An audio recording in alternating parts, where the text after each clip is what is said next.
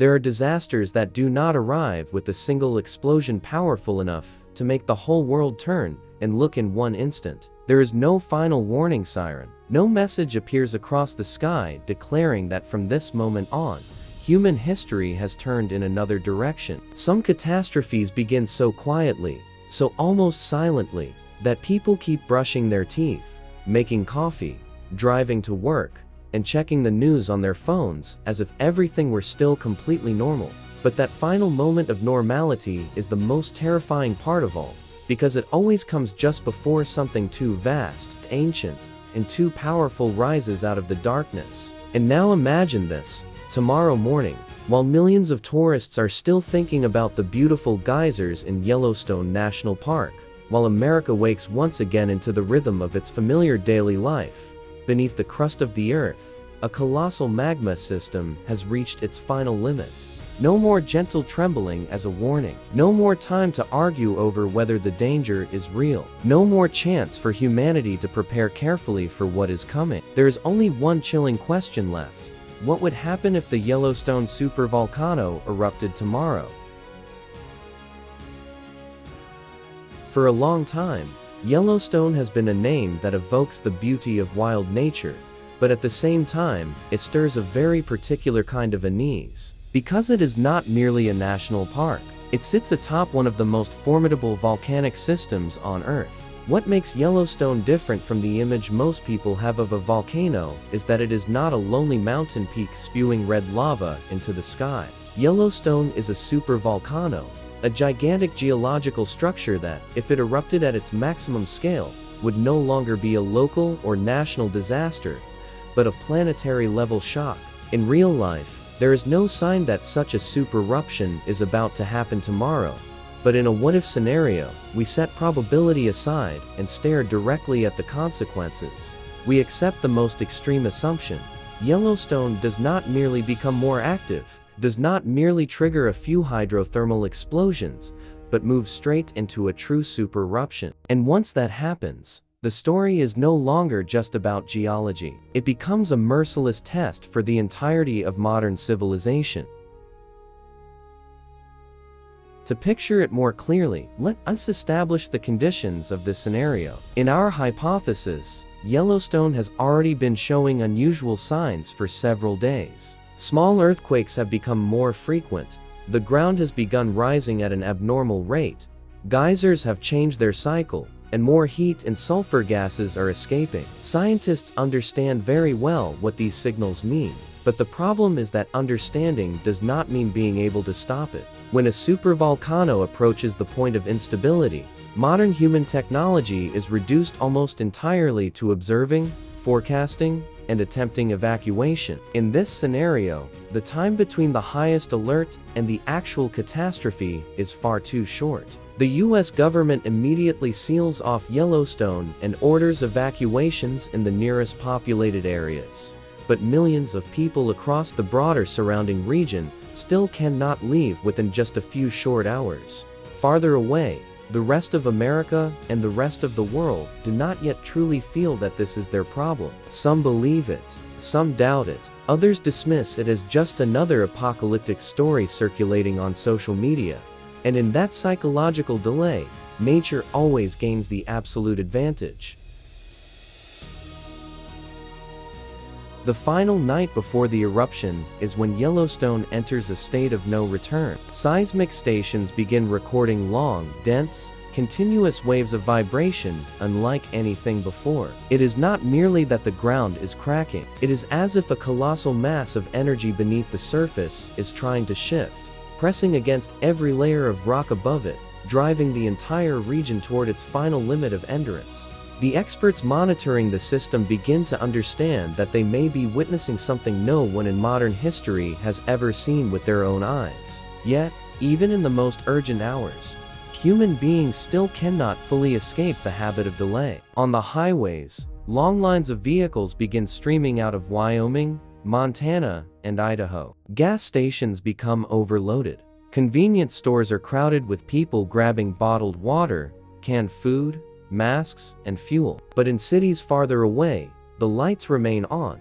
Bars are still open. And many people continue watching live footage on their phones with more curiosity than fear. They do not yet realize that in just a few hours, the line between watching the news and living inside the disaster will almost completely disappear. Then the next morning arrives, but it is no longer an ordinary morning. No one can precisely describe the moment a super eruption begins in everyday language, because the scale of its energy is beyond anything human beings are familiar with. Yellowstone does not erupt like a small volcanic vent bursting upward. An entire colossal geological system ruptures from within. Pressure beneath the earth is released almost all at once. A huge portion of the magma chamber roof collapses. The ground convulses with unimaginable violence. In the first few seconds, the land itself seems to lose its natural stability, as if the North American continent has just taken a brutal blow from below. Then a gigantic column of ash, pumice, superheated gas, and volcanic material tears through the atmosphere and shoots high into the sky. Anything near the center of the eruption has almost no chance of survival, not because it is burned in the cinematic way people often imagine, but because superheated, ultra-fast flows race across the land so quickly that everything is erased from reality before it can even react. Forests are turned to charcoal, lakes boil, roads, homes, vehicles, and people are swallowed by a primal force that modern civilization has absolutely no means of resisting. Within the first hour, America witnesses one of the most shocking events in human history. States near Yellowstone begin plunging into darkness in the middle of the day. Ash spreads like an enormous storm, but not a storm of wind and water. It is a storm of pulverized stone, toxic gas, and fragments of the earth itself ripped out from below. The sky turns gray-black. Sunlight is filtered into something sickly and dim. In places hundreds of kilometers away, people step outside and look up with the eerie feeling that what is falling from the sky is unlike any weather they have ever known. This is not snow, rain, or ordinary dust. Volcanic ash is finer, sharper, and heavier than most imagine. It gets into the lungs, the eyes, the water supply, car engines, generators, and industrial machinery. In a very short time, countless roads become dangerous or completely unusable. Visibility collapses. Air travel falls into chaos because volcanic ash can destroy jet engines. Flights are canceled on a massive scale. Airspace across many regions is shut down. And on that very first day, Yellowstone's impact no longer remains confined to the United States. It begins spreading into the transport, trade, and information systems of the entire world. As the first day passes, the map of America seems to divide into multiple layers of hell. Near the center of the eruption lies the zone of direct obliteration, where the very idea of conventional rescue becomes almost meaningless. Farther away lies the heavy ash zone, where roofs may collapse beneath the weight of accumulated ash, where every breath becomes a threat, where people struggle to seal every crack in their homes and hope their water has not yet been contaminated. Farther still are the regions not immediately destroyed, but already beginning to suffer systemic breakdown. The power flickers, internet service slows or fails, substations malfunction, ambulances move at a crawl, hospitals overflow. On television screens, Yellowstone's colossal ash column appears like a black wound torn across the American sky. News networks around the world cancel regular programming to follow the catastrophe. Financial markets shudder violently because no one is truly capable of pricing the scale of the damage. A supervolcano has erupted, and modern civilization suddenly realizes that it was never truly prepared for an event like this. By the second and third day, the disaster begins to change form. At this point, it is no longer merely a geological eruption, but a massive humanitarian crisis. Waves of evacuees from threatened states pour into safer areas. Reception centers become overwhelmed. Schools, gymnasiums, churches, and public buildings turn into temporary shelters. Demand for masks, oxygen tanks, respiratory medicine, clean water, food, and fuel surges. Supermarkets in surrounding regions are stripped bare almost immediately. People with pre-existing lung, heart, and immune conditions become the first and most vulnerable victims. At the same time, rescue workers themselves are forced to operate under brutally difficult conditions. Ash damages equipment, reduces rescue efficiency, obscures visibility, and disrupts medical and logistical procedures that normally depend on a stable environment.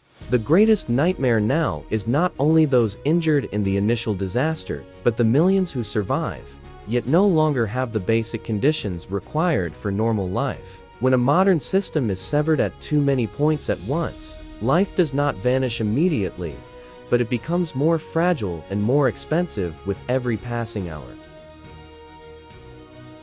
And yet, everything that has happened so far is only the first layer of the catastrophe. Yellowstone's greatest terror lies in what it injects into the atmosphere. In a supereruption, an enormous amount of fine ash and sulfur dioxide can be blasted high into the upper atmosphere, where it does not fall back down right away, but remains long enough to reflect sunlight back into space. And that is when a local disaster begins to turn into a global climate crisis. During the first weeks, the world may not feel this clearly in the flesh, but climate models will quickly reveal a far more chilling future than the images of ash blanketing America. Average temperatures in many places begin to fall. Summers become colder than usual. Sunlight weakens. The change may not turn the entire planet into ice overnight, but it is enough to shatter agricultural rhythms that depend tightly on daylight hours, temperature, and seasonal timing. And once food is threatened, every other sector will sooner or later be dragged down with it. The next layer of consequences is medical and biological. Volcanic ash is not merely irritating like the roadside dust people are used to. On a microscopic level, it is like ground glass, sharp and dangerous to the lungs, eyes, and skin. Millions who inhale it face respiratory inflammation, irritation, lung damage, and severe complications if they already have underlying conditions. Surface water in many areas becomes contaminated. Livestock suffer heavily when they drink ash-polluted water or graze on grass coated in toxic particles. Wildlife dies in large numbers in the directly affected zone, triggering local ecological imbalance. Hospitals become more exhausted by the hour. Modern medicine is powerful when infrastructure is stable, electricity is stable, supply chains for medicine are stable, medical staff can move freely, and equipment functions properly. But in this scenario, all of those foundations are shaking at once. A ventilator without electricity is just an expensive block of metal. Even the best doctor cannot save many lives if medicine, oxygen, clean water, and transportation are all clogged or failing. And that is the moment when humanity begins to understand just how fragile the network beneath its own progress really is. Then comes the economic layer, where Yellowstone strikes the part of the modern world that often seems more abstract than life and death, but in reality determines whether billions of people can eat, stay warm, and live in stability. The United States is one of the greatest centers of global finance, technology, production, and logistics. When a large portion of U.S. territory is thrown into crisis, the impact cannot be contained within national borders. Stock markets plunge amid uncertainty. Insurance companies face losses too large to measure in full. Aviation is crippled on a vast scale. Roads, railways, and supply chains fracture. Energy prices fluctuate. Food prices surge. Businesses dependent on precise delivery schedules begin collapsing in sequence. What is especially cruel is that the modern global economy has been optimized for efficiency, not for planetary scale fracture. It functions extremely well when every link operates almost according to plan. But the moment a disaster of sufficient magnitude strikes one of its vital centers, the entire system exposes its weakness, like a gigantic machine assembled too tightly to absorb a truly massive blow.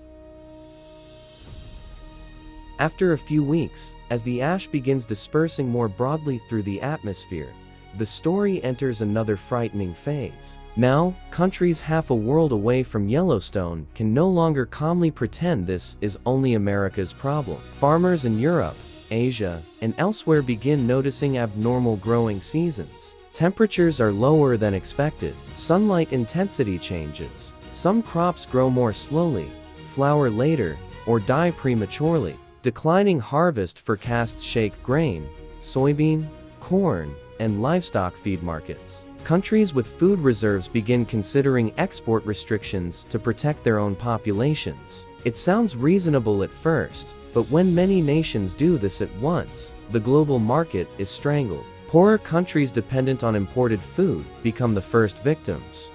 Declining harvest forecasts shake grain, soybean, corn, and livestock feed markets. Countries with food reserves begin considering export restrictions to protect their own populations. It sounds reasonable at first, but when many nations do this at once, the global market is strangled. Poorer countries dependent on imported food become the first victims. It is at this stage that human society enters the true climax of the tragedy. Not when Yellowstone erupts, but when people realize that the eruption does not end after a few days. The most terrifying thing is no longer the first shock or the blackened sky of the first week. The most terrifying thing is the duration. The duration of anxiety, the duration of shortages, the duration of bad news arriving one after another until people no longer have time to recover emotionally. In many cities, the initial fear turns into collective exhaustion. People stop asking, "What just happened?" and begin asking, "How much longer can we hold out?" Families that once believed they only needed to endure for a few days are suddenly facing months. Governments that once assumed this was a short-term emergency begin contemplating the restructuring of the economy, energy systems, and food security on a scale never before imagined. Protests, arguments, hoarding, price controls, and export restrictions begin appearing in many places. When people no longer feel certain about tomorrow, society reveals its worst and strongest sides at the same time.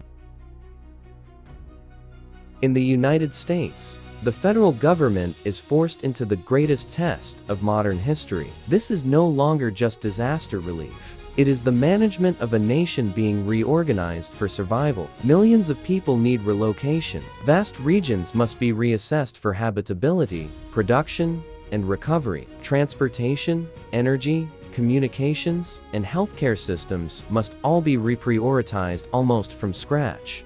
States spared from the heaviest ash become the living rear base of the nation. But they too come under tremendous strain from migrants, food demand, employment pressure, and infrastructure overload. Strategic reserves, functioning rail lines, seaports, fuel distribution hubs, major hospitals, and military bases suddenly become the true backbone of the country. This is no longer the time to speak of rapid recovery. It is a forced adaptation to a new reality, one in which America must learn to survive not as a perfectly confident superpower, but as a giant body that has taken a blow strong enough to alter its entire way of functioning.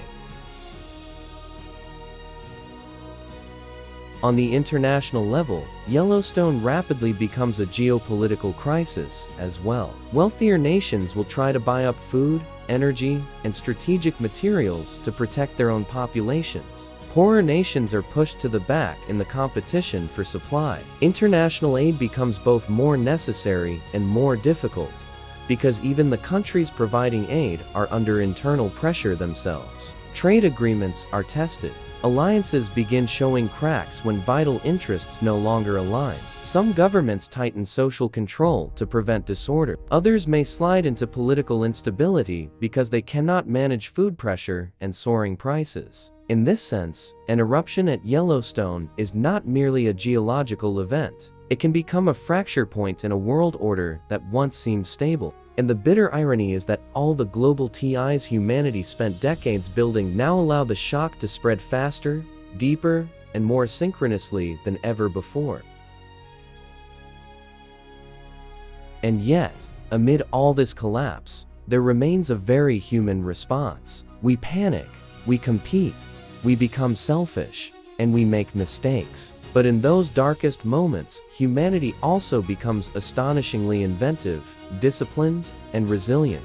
Climate laboratories work around the clock to calculate temperature decline, agricultural damage, and ways to reduce losses. Engineers search for ways to protect power grids, improve air filtration, purify water, and maintain logistics. Under ash-choked conditions, agriculture is forced to pivot rapidly toward more cold-resistant crops, shorter growing cycles, and large-scale closed farming systems, greenhouses, and hydroponics.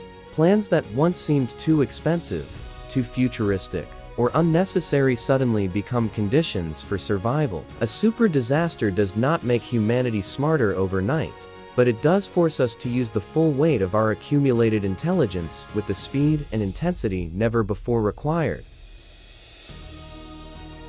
And then many months pass. Ash gradually settles in regions farther away. The sky begins to brighten again, but the world cannot return to what it was simply because the color of the sky has changed. The areas closest to Yellowstone remain immense geological wounds, where the memory of the disaster lingers in every layer of soil, every scorched structure, every empty space that cannot be filled again.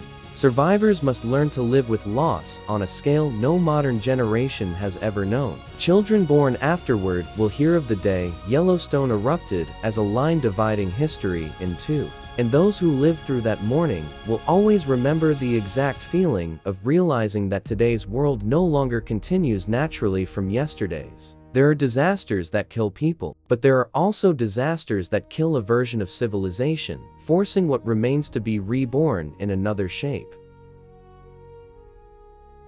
So the final outcome of this scenario is not the complete extinction of humanity. As terrifying as Yellowstone would be, it is unlikely to erase the entire human species. Humanity is spread across the planet, armed with knowledge, technology, and a considerable capacity to adapt. But if the question is whether modern civilization would remain intact after such a blow, then the answer is almost certainly no. A super eruption at Yellowstone would not necessarily end humanity, but it could end the world we currently know. It could destroy the illusion that stability is the default state of existence.